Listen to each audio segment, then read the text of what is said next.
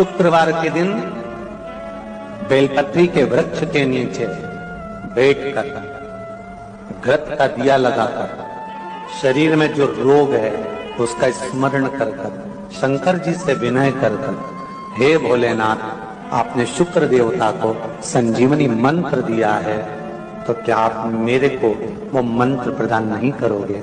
मेरे रोग, मेरी बीमारी, मेरे दुख को आप नहीं हरोगे?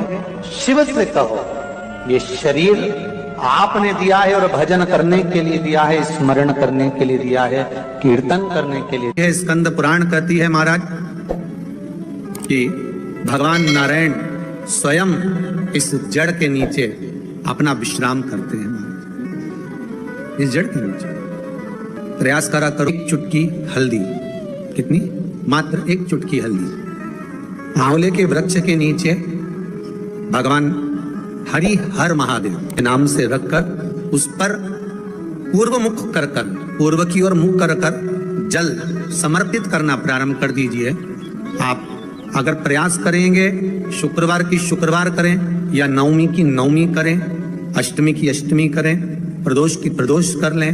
मन जब दो होने लगे तब एक श्वेत पुष्प लेकर उस सफेद पुष्प में थोड़ा सा हल्दी और कुंकू का लेपन कर किसी भी शंकर के मंदिर में शंकर के शिवलिंग पर यदि ब्रह्मेश्वर महादेव का नाम लेकर उस फूल को, पुष्प को समर्पित किया जाता है, फूल को चढ़ाते समय, फूल जब समर्पित किया जाता है तो फूल का जो मुख है, जैसे ये डंडी है फूल की, और फूल का जो मुख है, जहां आप बैठे, इधर बैठे तो इधर, उधर बैठे तो उधर, इधर बैठे तो इधर, फूल का मुख अपनी ओर होना चाहिए। उस भगवान शंकर के शिवलिंग पर ब्रह्मेश्वर महादेव का नाम लेकर यदि वो श्वेत पुष्प हल्दी और कुंकू लगाकर समर्पित करा जाता है तो व्यक्ति का मन बार बार डामाडोल नहीं होता और वो एकाग्र चित्त होकर अपनी मंजिल तक पहुंच जाता है। वो ब्रह्मेश्वर महादेव।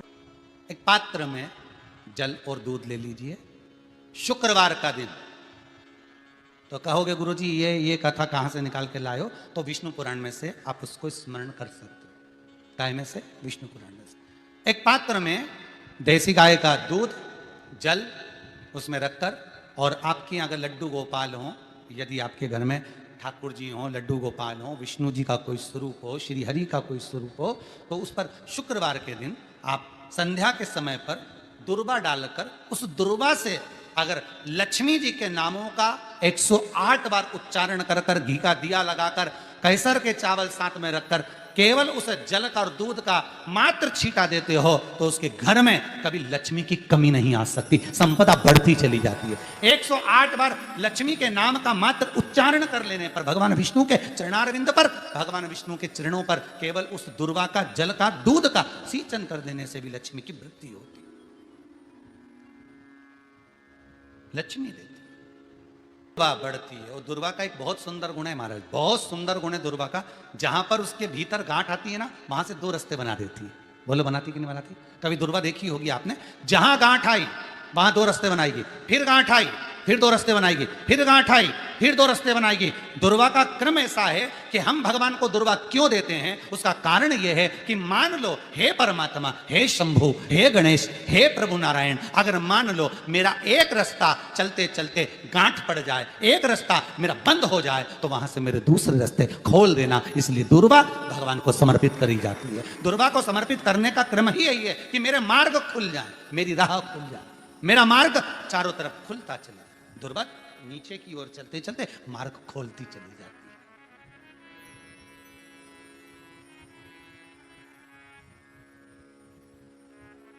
अमृत है ये, इसलिए नष्ट नहीं होती। तोड़ के रख लेना, प्रैक्टिकल करके जरूर देखना, सियोर वाला महाराज कहीं झूठ तो नहीं बोल रही है। तोड़ कर रखो दुर्वा को, बोरी में भर कर रखो। 4 साल, 6 महीने, 8 महीने बाद सूख जाए, बेकार हो जाए, उसके बाद भी उसको खेत में, बगीचे में कहीं ले जाकर पटक देना, 8-15 दिन पानी देना, देखो फिर वापस वही हरी की हरी होना, वही कहीं ना कहीं से स्फुटित होते फिर आगे बढ़ना चालू कर देगी। उसका तत्व है अमृत, वो अमर है, मरती नहीं, फिर चालू हो जाती। शिव कहते हैं यही अमरता है, यही अमरता है कि दुख आया तो मरने की नहीं सोचना है, तकलीफ आई, कष्ट आया रोग आया, बीमारी आई, थोड़ा सा तकलीफ आ गई, थोड़ी बीमारी आ गई, थोड़ा दुख आ गया, तो ये मत सोचना हमें मरना है। नहीं नहीं नहीं, अभी तो और जीना है। तो किस लिए जीना है? कोई कहेगा इसको कहीं आसक्तियां होंगी, घर की, परिवार की, कुटुंब की, कबीले की, इसलिए जीना चाहती है, इसलिए जीना चाहता है। नहीं, आसक्ति एक रखना कि मैं जीना इसलिए चाहता हूं, मैं और जीना चाहती हूं, इसलिए चाहती हूं कि अब मैं भगवान का भजन करना चाहती हूं। अभी तक मैंने परिवार, कुटुंब, कबीले, संसार के लिए करा, अब जितनी जिंदगी दी उस मालिक ने, अब मैं उसका भजन करूं। दुर्वा भगवान विष्णु को चढ़े, दुर्वा गणेश जी को चढ़े, दुर्वा शिव जी को चढ़े, दुर्वा ब्रह्मा को चढ़े, दुर्वा इंद्र को चढ़े, दुर्वा पितरों को चढ़े। कितना सुंदर कहा है। जिसके घर में पितृदोष प्रबल होता है, बहुत प्रबल पितृदोष है, तो उसके घर के जहां पानी का मटका रखा था, पितृदोष मालूम है ना? पितृदोष का लक्षण क्या होता है? 1 रुपए कमाओ, 1.25 रुपए खर्च हो, समझ लेना पितृदोष। रात्रि को सो गए तुम, बड़े चक नींद आ गई तुमको, बहुत प्रेम से सो गए, सोने के 1.5 घंटे या 2 घंटे बाद तुम्हारी नींद खुल जाए और कम से कम आधे घंटे तक तुमको भूख लग रही हो, समझ लेना पितृदोष है। सोकर उठने के बाद में जैसे ही 1-2 घंटे की नींद हो गई और अचानक नींद खुल गई और तुम्हें भूख लग रही है, भूख लग रही है, प्यास लग रही है बहुत तेज, अभी सोए हो, 1.5 घंटा ही हुआ, 2 घंटा ही हुआ, भूख लगने लगी, बहुत तेज भूख लग रही है, समझ लेना पितृदोष है। पितृ भूखे हैं, भोजन की याचना कर रहे हैं, भोजन की याचना। सोने के बाद तत्काल नींद खुले 2 घंटे के बाद भूख लगे, उसका भी एक समय बताया है महाराज ब्रह्मवर्ता पुराण के अंतर्गत कि रात्रि को सोने के बाद में 1 घंटे की नींद हो जाए और उसके बाद में 2 घंटे के अंदर वापिस नींद खुल जाए और भूख लगने लगे तो समझ लो पितृ भूखे हैं, भोजन मांग रहे, अन्न मांग रहे, पितृदोष है।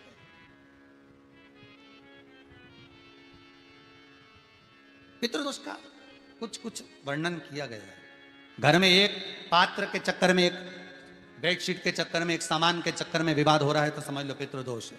1 रुपया कमाया, 1.25 खर्च हो रहा है, पितृदोष है। घर में एक बीमार, दूसरा फिर बीमार हो गया, तीसरा फिर बीमार हो गया, एक ठीक हुआ, एक बीमार हुआ, पितृदोष है। पितृदोष का भाव, तो उसके लिए करना क्या है? शिव महापुराण की कथा कहती है, सुंदर गणेश जी का चरित्र वर्णन करता है, स्कंद पुराण कहती है, विष्णु पुराण कहती है कि दुर्वा 21 दुर्वा की गांठ बनाकर, 7 गांठ 21 दुर्वा की बनाकर, जो अपने पितरों का मटका, मटका मतलब परिंडा, हंडा, जो भी पानी का भरते हो, उसके नजदीक में मात्र एक कटोरी में चावल रखकर उसमें अगर दुर्वा रख देता है तो मात्र 5 या 7 दिन में पितृदोष समाप्त होना प्रारंभ हो जाता है। उसके घर में लक्ष्मी की वृद्धि होने लगती है, सुख शांति अपने आप आने लगती है, उसका क्लेश समाप्त हो जाता है। दुर्वा में वो गुण है जो पितृ भी उसका भाग अमृत तत्व प्राप्त करना चाहते,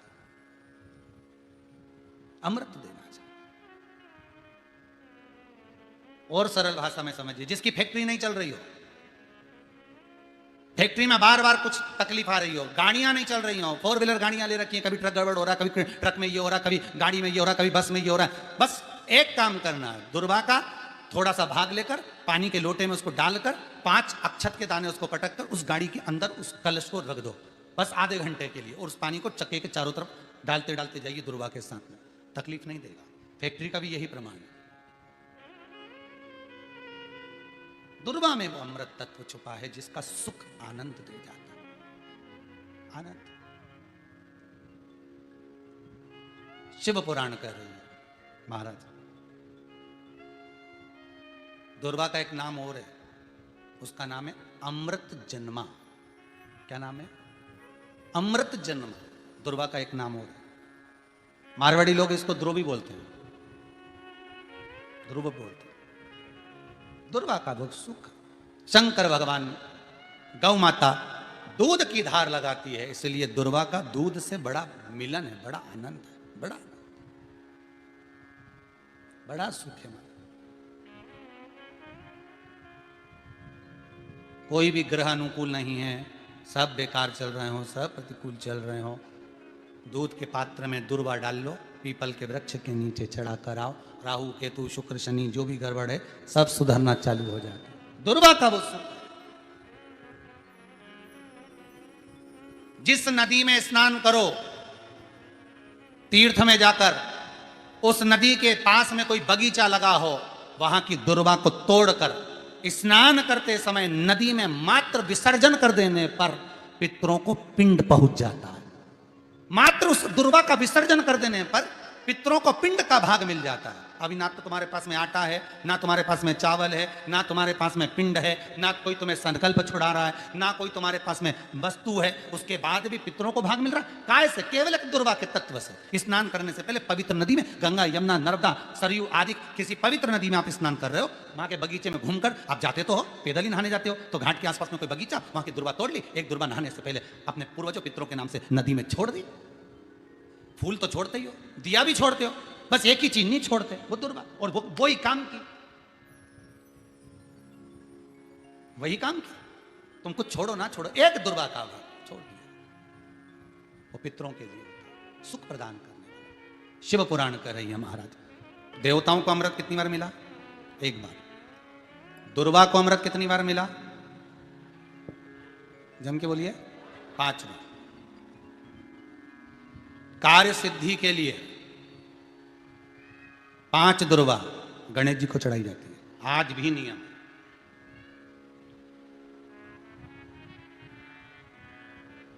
कभी आपको मौका मिला हो और आपने रावण संहिता पढ़ी हो।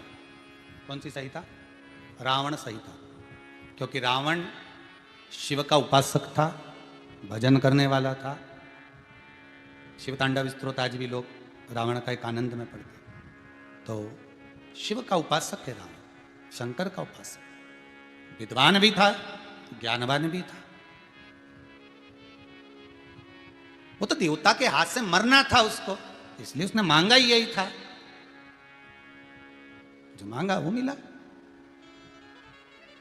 तो रावण संहिता अगर किसी ने पढ़ी हो तो उसको मालूम होगा, रावण संहिता में 4 तरह के तिलक का महत्व बताया। कितने तिलक? 4। उन 4 तिलक में सर्वश्रेष्ठ तिलक रावण बताता है। एक तिलक सर्वश्रेष्ठ है, वो है दुर्वा। जो दुर्वा होती है, उस दुर्वा को जलाकर उसकी भस्म तैयार कर कर उसमें गाय का, श्वेत गाय, कौन सी गाय? सफेद। उस गाय के शरीर पर कोई दाग ना, उसके शरीर पर पूर्ण तरह से श्वेत हो, ना लाल उसमें कोई धब्बा हो, ना काला धब्बा हो, ना कोई कलर हो, बस केवल श्वेत। रावण संहिता में 4 तरह के तिलक का प्रमाण दिया। तो एक तिलक रावण संहिता में वर्णन आया, एक तिलक का जो व्याख्यान वर्णन किया गया, उसमें दुर्वा को जलाकर राख कर कर भस्म बनाकर उसमें गाय का घी, देसी गाय का घी मिलाकर और उसका बिंदी, उसका तिलक मस्तक पर लगाकर या नैनों में सुरमा लगाकर जो व्यक्ति जिस किसी से मिले वो उसका हो जाता है। उस दुर्वा में इतना प्रबलता आ जाती है, अमृत तत्व जुड़ा हुआ है दुर्वा के। रावण संहिता में 4 तिलक बताएं, उसमें से सबसे 4 तिलक में अलग अलग, एक बेलपत्री की जड़ का तिलक है, एक आंकड़े की जड़ का तिलक है। रावण संहिता में 4 तिलकों का वर्णन है, उसमें मुख्य है सबसे ज्यादा। हम तो कहेंगे, अगर मान लो वैसे तो नौकरी करने जाओ, सर्विस करने जाओ तो आंख में काजल लगा कर जा नहीं सकते, नहीं तो लोग ही कह देंगे कहाँ से आया है। मालूम पड़े तुम नौकरी के लिए इंटरव्यू देने जाओ और आंखों में काजल लगा के चले जाओ, तो फिर भी एक प्रयास करना, फिर भी एक प्रयास करना। उस दुर्वा का जो काजल बनाओ, मूछे हो, दाढ़ी हो, कहीं कहीं पर भी उसकी एक बिंदी लगा कर चले जाओ, वो असर करेगी और आपको वो जॉब मिल ही जाएगा, ये पक्का है। उसमें आकर्षण होता है। दुर्वा आकर्षण का केंद्र करती है। आपको कभी आपके नयनों में दर्द हो रहा हो, जलन हो रही हो, तो आप दुर्वा, हरी भरी दुर्वा हो, वहां थोड़ी देर चलने का प्रयास करिएगा, आपके नेत्रों का विकार समाप्त हो जाएगा। दुर्वा में वो एक सुख है, वो अमृत छुपा हुआ। और एक बार का अमृत नहीं, 5 बार का अमृत दुर्वा के अंदर।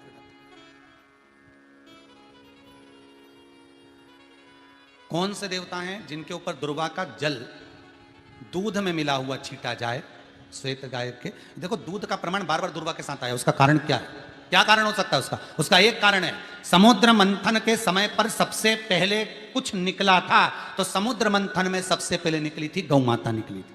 क्या निकली थी? गाय। सबसे पहले निकली थी गाय। और कितनी गाय निकली थी? 5। पहली नंदा, दूसरी सुभद्रा, तीसरी सुरभि, चौथी सुशीला, पांचवी बहुला। ये 5 गाय समुद्र मंथन में निकली। अब समुद्र मंथन में जब गौ माता निकली तो सारे 33 कोटि देवता मंथन में जो लगे हुए थे, उन मंथन को करते करते देवता थक चुके थे। सारे देवता थक चुके थे। बहुला सुरभि और सुशीला से बोली, सुभद्रा से बोली, नंदा से बोली, अपना काम है, एक काम करो, अपन आप रूप दूध की धार बहाना प्रारंभ करो। अपने आप दूध की धार हम मृत्युलोक में हम भेजें इन देवताओं के लिए, तो देवताओं को अमृत तत्व मिलेगा, आनंद होगा। और गौ माता ने ऊपर खड़े होकर जो दूध बहाना प्रारंभ करा, वो देवताओं के मुख में आधा तो गया और आधा दूध समुद्र पर जब गिरा, और जो मंथन चल रहा था उस मंथन के चलते, कभी दूध का दही का मंथन करना तो क्या निकल कर आएगा, मक्खन आ जाएगा। वो मक्खन तैरता हुआ समुद्र की लहर से दुर्वा पर जा पड़ा। इसलिए आज भी दुर्वा के साथ में गौ माता के दूध का बड़ा प्रमाण है, वो भी देसी गाय, जर्सी नहीं, विदेशी नहीं, देसी गाय। और देसी गाय का दूध का बड़ा बड़ा प्रमाण है साहब। हम कई बार कथाओं में कहते हैं, जैसा खाया अन्न, बोलते जाओ, वैसा हो गया मन, जैसा पिया पानी वैसी हो गई वाणी, और जैसा पिया दूध वैसी बन गई बुद्ध। बुद्धि कैसे बनी है? दूध से बनी। डब्बे का दूध पियोगे तो डब्बे हो जाओगे, थैली का दूध पियोगे तो थैली, बोतल का दूध पियोगे तो बोतल। दूध का बड़ा असर।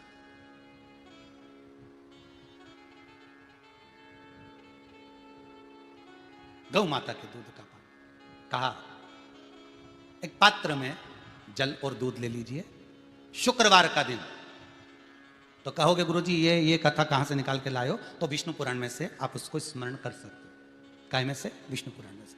एक पात्र में देसी गाय का दूध, जल उसमें रखकर, और आपके यहाँ अगर लड्डू गोपाल हो, यदि आपके घर में ठाकुर जी हो, लड्डू गोपाल हो, विष्णु जी का कोई स्वरूप हो, श्री हरि का कोई स्वरूप हो, तो उस पर शुक्रवार के दिन आप संध्या के समय पर दुर्वा डालकर, उस दुर्वा से अगर लक्ष्मी जी के नामों का 108 बार उच्चारण कर कर, घी का दिया लगाकर, कैसर के चावल साथ में रखकर, केवल उस जल का और दूध का मात्र छींटा देते हो, तो उसके घर में कभी लक्ष्मी की कमी नहीं आ सकती, संपदा बढ़ती चली जाती है। 108 बार लक्ष्मी के नाम का मात्र उच्चारण कर लेने पर, भगवान विष्णु के चरणारविंद पर, भगवान विष्णु के चरणों पर केवल उस दुर्वा का, जल का, दूध का सिंचन कर देने से भी लक्ष्मी की वृद्धि होती, लक्ष्मी देती।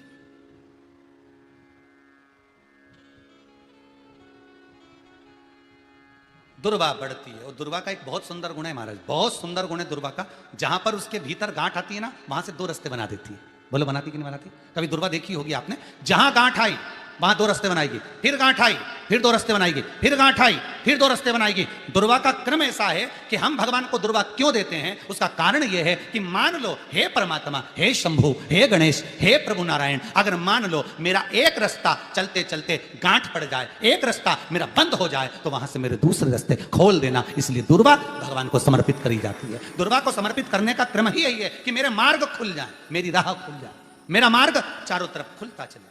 दुर्वा नीचे की ओर चलते चलते मार्ग खोलती चली जाती है।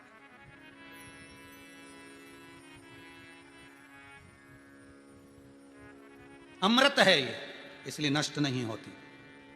तोड़ के रख लेना, प्रैक्टिकल करके जरूर देखना, सियोर वाला महाराज कहीं झूठ तो नहीं बोल रही है।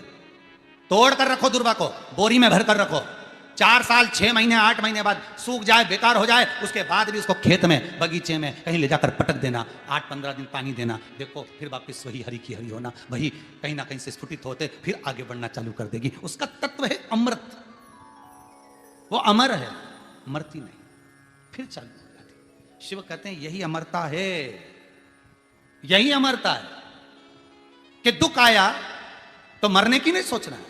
तकलीफ आई, कष्ट आया, रोग आया, बीमारी आई, थोड़ा सा तकलीफ आ गई, थोड़ी बीमारी आ गई, थोड़ा दुख आ गया, तो ये मत सोचना मैं मरना है। नहीं नहीं नहीं, अभी तो और जीना है। आया दरवाजे तक रोग, आया दरवाजे तक बीमारी, आया दुख दरवाजे तक, दुख क्यों ना आएगा? हमारे पूर्व का कर्म है तो दुख तो मिलना ही है। कोई महाराज जी तुमसे कहते कि तुम्हें दुख ही नहीं आएगा, मैं बैठा हूं, तो महाराज जी से कहते ना तुम्हारे चरण कहां, मैं बता दो, क्योंकि दुख तो आएगा। जैसी करनी वैसी है करनी। जो पूर्व में कर कर आए हो, भले आज तुम किसी को दुख नहीं दे रहे, भले आज तुम किसी को तकलीफ नहीं दे रहे, पर पूर्व का कर कर आए हो वो तो भोगना पड़ेगा। दो कारणों से मनुष्य का शरीर मिलता है, एक कर्म का भोग भोगने के लिए, दूसरा भगवान का भजन करने के लिए। भजन भी करो और दुख भी भोगो। जो मिला है किस्मत में, बड़े प्रेम से मिला, ना जाने क्यों मिला इतना दुख, उसका कारण होगा। वो कारण को ढूंढना बाद में, अपने को ढूंढने की जरूरत भी क्या। अपन तो भजन करो, भजन करोगे तो दुख कटेगा। मंदिर जाने से दुख नहीं कट रहा। दुख कैसे कट रहा है? मंत्र जपने से, नाम जपने से, राम कहने से, कृष्ण कहने से, शिव कहने से, भवानी कहने से। मंत्र जितना जपोगे उतना दुख कटता चले जाएगा, उतना दुख। भोला सब दुख काटो हमारा, ओ भोला सब दुख काटो हमारा। शिव शंकर जपूं तेरी माला, भोला। जैसे व्यक्ति का कोई काम नहीं हो रहा, बहुत दिन से लगे, बहुत समय से लगे, ये काम हो ही नहीं रहा, तो शंकर जी का नाम को उल्टा कर कर जपना चालू कर दो। नमः शिवाय ओम। अब आपको लगे कि आपके घर में शांति बिल्कुल नहीं है, क्लेश बहुत ज्यादा है, बहुत ज्यादा तकलीफ, हमारे घर में कुछ न कुछ जरा सी बात पर विवाद होता ही है, तो प्रयास करिएगा कि आप काली तिल थोड़ी सी, एक काली मिर्ची और 7 लौंग। क्या क्या तिल चीजें हैं? काली तिल, काली मिर्ची, 7 लौंग। केवल ये हथेली में रखकर अपना नाम और गोत्र बोलकर अपने दरवाजे से बाहर निकलकर किसी भी शंकर के मंदिर को समर्पित करिए। शिव पे नहीं चढ़ाने दें तो शंकर की चौखट पर रखें। महाराज घर में कभी क्लेश नहीं होगा, बिल्कुल शांति, सहजता।